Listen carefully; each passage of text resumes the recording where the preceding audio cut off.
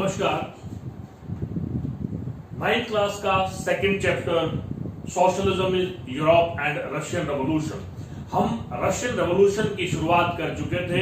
इससे पहले हमने देखा कि किस तरह से सोशलिज्म नाम की आइडियोलॉजी ने पूरे विश्व में अपने पैर जमा लिए थे, किस प्रकार से वो स्प्रेड हुआ था जर्मनी में, ब्रिटेन में और फ्रांस में, किस प्रकार से कैपिटलिज्म की फिलॉसफी को चुनौती दी थी और लोग ये सोचने को मजबूर हो गए थे कि सिस्टम कुछ इस तरह का होना चाहिए जो सोशलिज्म बताता है। सोशलिज्म की फिलॉसफी को हमने बहुत अच्छे से डिफाइन किया है।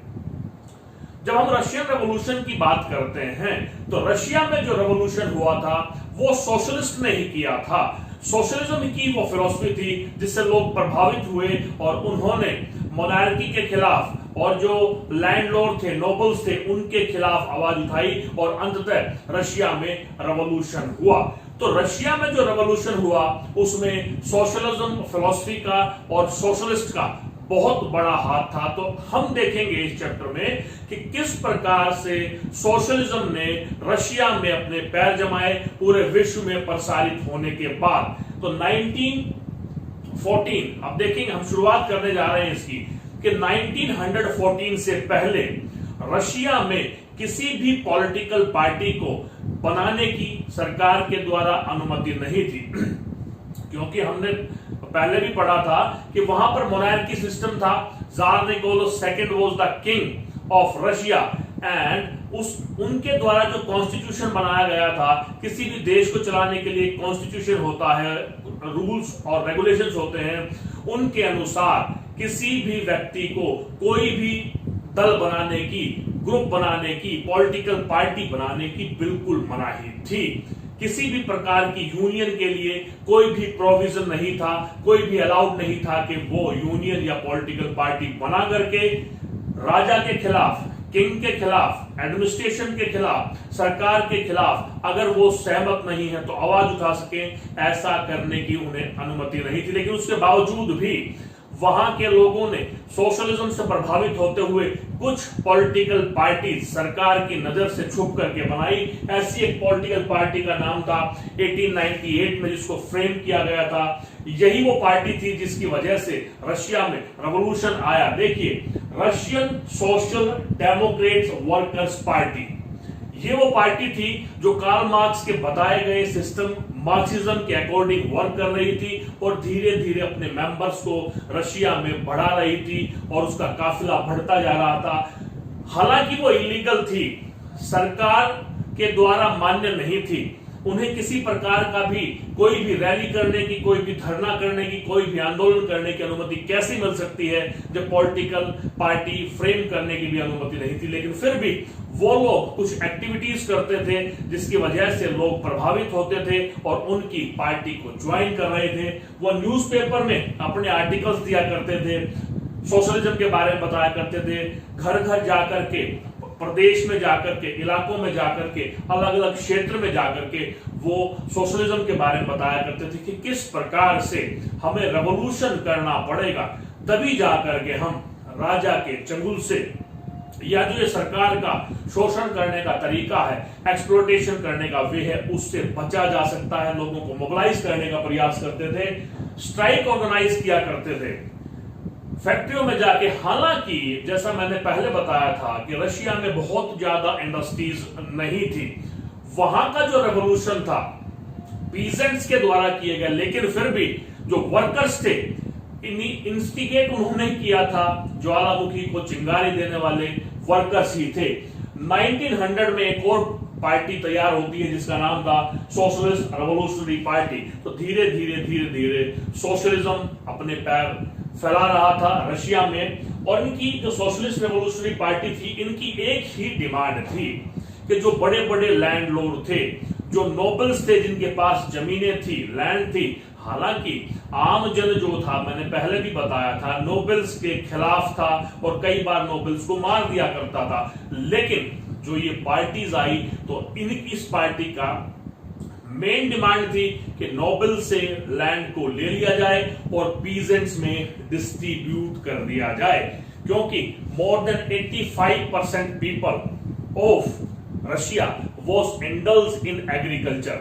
इसलिए जो सोशलिस्ट थे उनके कुछ व्यूज थे कि किस प्रकार से फार्मर्स को, पीजेंट्स को मोबिलाइज किया जाए। देखेंगे कुछ लोगों के व्यूज थे कि जो पीजेंट हैं ये मेन फोर्स होना चाहिए रेवोल्यूशन लाने के लिए, सोशलिज्म को स्प्रेड करने के लिए, क्रांति के लिए, क्योंकि जनसंख्या का एक बहुत बड़ा हिस्सा पीजेंट का था। लेकिन इससे अलग different few people were there, they were saying that peasants are not the united force। इन्होंने बताया कुछ कारण दिए कि क्या कारण है कि सभी पीजेंट्स को लेकर के रेवोल्यूशन नहीं किया जा सकता।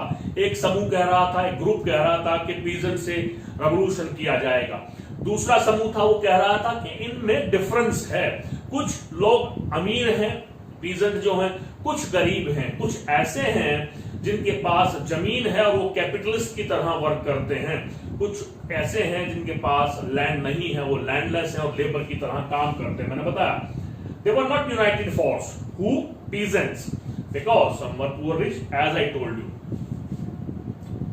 ये दो व्यूज होने की वजह से किसानों को रेवोल्यूशन में सभी को शामिल करना है या कुछ किसानों को शामिल करना है, इस व्यू को लेकर के ये जो 1898 में पार्टी बनाई गई थी, इस पार्टी का बाइफर्केशन हो जाता है, इसका डिवीजन हो जाता है, ये पार्टी दो टुकड़ों में बंट जाती है। आज भी ऐसा होता है जब किसी पार्टी के नेताओं का या उसके वर्कर्स का विचारों का तालमेल ना हो, उनकी आइडियोलॉजी थोड़ा अलग हो जाए तो उसमें भी डिवीजन हो जाता है। यहां पर 1898 में जो पार्टी तैयार हुई थी उसमें डिवीजन हो गया और दो ग्रुप बन गए। ये इस चैप्टर का बहुत इंपॉर्टेंट पार्ट है। ये अगर समझ में आ गया तो आगे का हमारे लिए बहुत आसान होने वाला है। एक ग्रुप था बोल्शेविक, एक था मेंशेविक।